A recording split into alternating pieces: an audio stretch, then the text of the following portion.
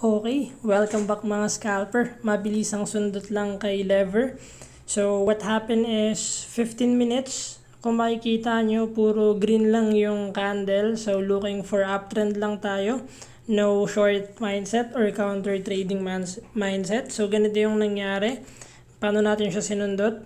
So ito yung resistance natin. And nagkaroon siya ng candle na umakyat. So consider natin na sa breakout, and after ng close na yan, pumasok tayo dito. So after nung nangyari, nag sideways pa siya. Kung makikita nyo, above EMA 34 lang siya. So consider as uptrend pa din. And what happened sa mga reversal candlestick, ito yung sinasabi kong with volume. So if makikita nyo to sa pinakataas ng trend, possible ito yung mga reversal candlestick.